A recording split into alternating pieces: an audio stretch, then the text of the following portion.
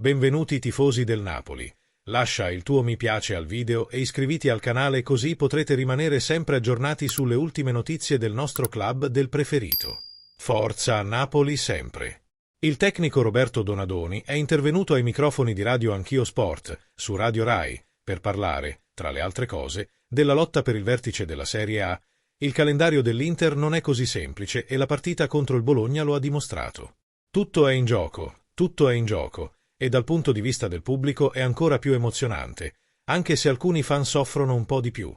Il Milan ha subito una battuta d'arresto ieri, nonostante abbia subito un gol quando sembrava avere il controllo della partita.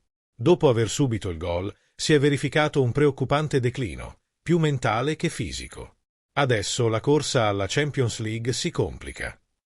Combattimento al vertice. Conterà di più il numero di partite o il coefficiente di difficoltà degli ultimi 5 round?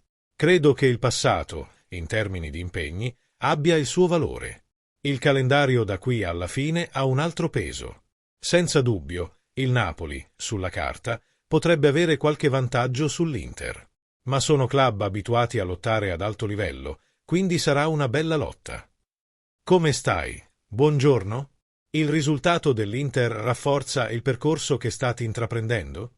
Complimenti all'Inter, che ha battuto una squadra forte in semifinale. Da calciatore che ha l'Inter come avversario, devo far loro i complimenti. Non ci voleva questa partita per capire quanto fossero forti. Non è un caso che siano in lizza in tutte le competizioni e questo rafforza il campionato che stiamo giocando. È qualcosa di importante. Fa bene al calcio italiano. Negli ultimi anni si sono sempre fatti rispettare. C'è poco da dire. L'intensità non è intensità. È il terzo anno di fila. Sarà anche una coincidenza, ma se succede ogni anno, significa che il calcio italiano è di alto livello. In Buongiorno abbiamo monitorato la situazione. Abbiamo osservato, non ci siamo dati date e abbiamo corso. È una situazione molto critica in fase difensiva, ma senza alibi. Domani scenderemo in campo per vincere, punto e basta. Quali sono le insidie in una partita contro una squadra che rischia di avere un record negativo di punti? Le partite vanno giocate.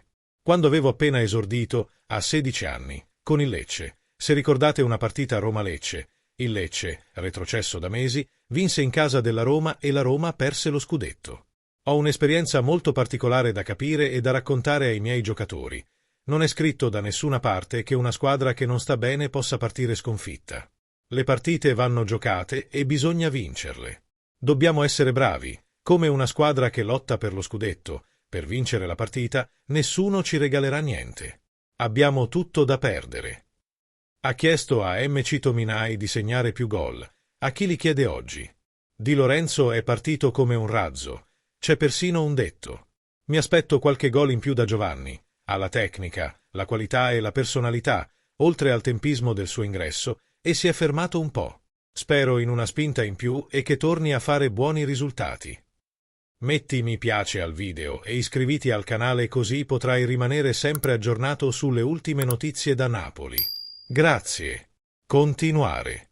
Simone Inzaghi torna a far parlare di sé dopo la sconfitta dell'Inter per 1-0 contro il Bologna, giunta negli ultimi minuti della partita.